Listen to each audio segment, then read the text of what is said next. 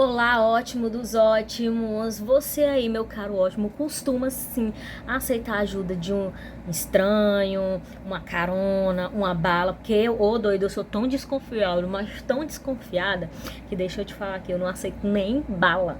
Nem bala do pessoal do Uber, eu fico numa desconfiança, porque, tipo, pra mim, qualquer coisa que acontece, qualquer boa intençãozinha, pra mim, ele já tem um. Deus me perdoe pensar, às vezes as pessoas só estão realmente, de fato, querendo ajudar. Mas a minha proporção contando essa história que não é te deixar aterrorizado, e muito menos para que você possa sentir medo das pessoas, ter medo de todas as pessoas, porque nem todas as pessoas têm má intenções. Minha intenção aqui contando esse caso não é para apavorar ninguém, não é para deixar todo mundo desconfiado de todo mundo na questão de ajudar, porque às vezes de fato as pessoas só têm aquela realzinha intençãozinha ali de te ajudar mesmo, mas tem outras que dá para você perceber na cara que ela tá com má intenção. Mariana Baz era uma garota brasileira de 19 anos e aceitou uma ajuda de um estranho para trocar o pneu do seu carro. Infelizmente, ela acabou desaparecendo. Ela morava com o pai e a mãe dela em Bariri, no interior de São Paulo. Na época, Mariana namorava um tenente da Marinha e ela até estava pretendendo se casar com ele, ter uma família, um futuro. Mariana, ela tinha uma rotina assim muito regrada. Pelo menos umas 3, 4 vezes por semana, ela ia pra academia, ela fazia umas coisas ali durante o dia e depois ia pra faculdade. E ela também tinha uma melhor amiga chamada Heloísa. E elas sempre estavam juntas na academia, sempre fazendo o mesmo trajeto durante os dias que elas iam pra academia. E elas sempre estavam juntas na academia, fazendo academia, porque elas eram muito amigas. E nesse dia não foi diferente. Quando elas saíram da academia, as duas, o cara veio do outro lado da rua e falou: aqui, o seu pneu tá furado. Ele meio que alertou ela, né? E falou que o pneu dela estava furado. E ela ficou meio sem entender. Mas a amiga dela falou pra ela assim: não, mas não tá muito ruim, não. Você pode ir chegar até um borracheiro, né? Ou chegar até em casa, que eu acho que vai estar tranquilo pra você ir numa boa. Aí ela: é mesmo, né? Aí foi a hora que esse cara intervém, né? Se eu fosse você, eu não faria isso, porque você pode danificar o pneu do carro. E se você danificar o pneu do carro, vai ser 2 vezes pior pra poder consertar. E ela naquela ali meio que sem entender, ele perguntou pra ela se ela tinha step, porque ele mesmo trocaria o pneu pra ela. Aí o que que acontece? Ela vai meio confusa, liga pro pai dela, e o pai dela: não, pode deixar que eu mando o borracheiro. Ela fala assim: mas tem um cara aqui que ele disse que pode trocar esse pneu pra mim. Ele: tá bom, então tá tudo certo, tá tudo ótimo. E nessa daí, então, elas ficaram lá um bom tempo. E como a Heloísa já estava atrasada para ir pro trabalho, ela tinha que correr para casa tomar um banho e depois ir pro trabalho. Ela se despediu da amiga. E naquele momento ali, ela ficou sozinha com esse cara. O nome dele era Rodrigo Pereira Alves. Ele tinha mais ou menos uns 40 anos na época do caso. E ele trabalhava numa chácara que ficava ali na frente da academia. Olha só que coincidência, né? Só que conversa vai, conversa vem, ele ali trocando pneu no meio da avenida. Ele vai, olha pra Mariana e fala assim: aqui tá muito movimentado, entendeu? Tá muito difícil de eu trocar o pneu aqui. Tem como a gente ir lá na chácara, aqui em frente, logo ali, que lá eu fico mais tranquila, e é melhor pra trocar o pneu, porque aqui tá muito movimentado. Pra ela achou tudo certo. Fez sentido pra ela naquele momento ali, ela pegou, tá bom então, e foram. Quando chegou lá, ela até mandou fotos dele mexendo no pneu, trocando, ajeitando. Só que ele chega pra ela e fala assim: aqui, esse seu step, ele tá bem pior do que o pneu que tá furado. Vou ter que colocar esse pneu de volta aí e vamos ter que sentir, acha uma borracharia, ou você vai até a sua casa. Só que durante esse intervalo de tempo aí, ela tá conversando com o noivo dela, tá conversando com a amiga dela, manda fotos da situação, brinca com a situação. Ela fala: nossa, que terça-feira difícil. Aí ela começa a falar pro namorado dela do que aconteceu, que vai ter que colocar o pneu de volta. A partir do momento que ela manda aquela mensagem falando que vai ter que colocar o pneu de volta, tirar o step, que o step tá estragado, ela para de mandar mensagem e ela não atendia nenhuma chamada. Aí tudo começou a desandar.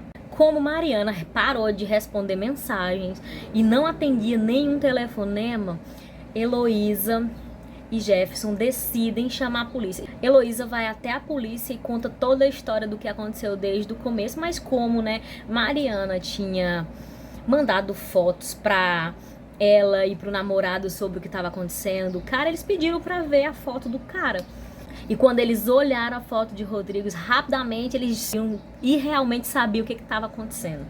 Acontece, ótimos, que Rodrigo era um velho conhecido da polícia por ter praticado vários crimes sexuais seguidos de roubo. Por incrível que pareça, essa criatura estava solta. E toda vez que eles soltavam, ele fazia o crime e voltava na mesma proporção que ele era preso, ele era solto. E quando ele era solto, ele era preso.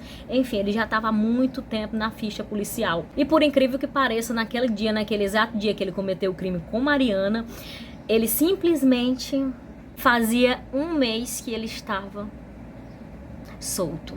Essa criatura de Jesus estava solta. Meu Deus, como é que o Brasil é assim? Aí a polícia, já vendo do que se tratava, rapidamente começaram as buscas, né, por Mariana, porque a polícia ainda tinha a esperança de que ela poderia estar viva.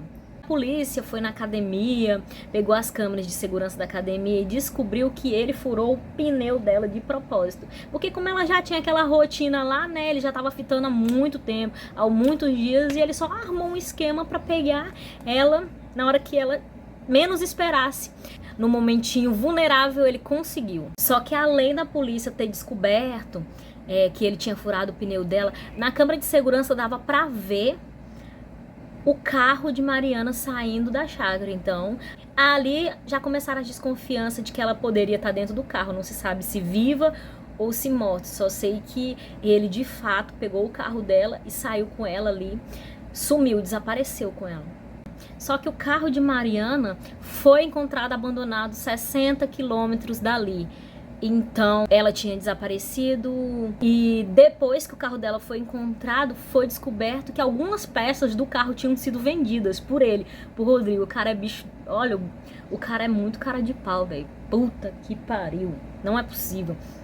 E por incrível que pareça, ele estava escondido num local que a namorada dele, olha, uma praga dessa ainda tem namorada, que ela tinha, né, sugerido pra ele se esconder. Só que, né, o que acontece? Essa mesma namorada foi a que denunciou ele e ele foi preso. E aí depois, no outro dia, depois de muito ele enrolar a polícia, depois dele negar e dizer que tinha sido outra pessoa que tinha assassinado ela, que não tinha sido ele, e depois dele muito negar, o que acontece? Ele vai e fala pra polícia onde que estava a Mariana.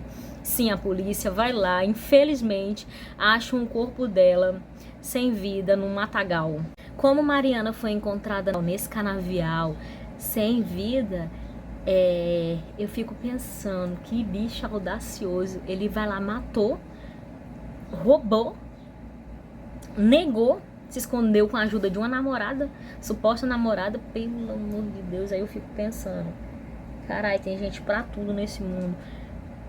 Depois, a perícia comprovou que ela foi abusada e estrangulada, que foi a causa da morte dela.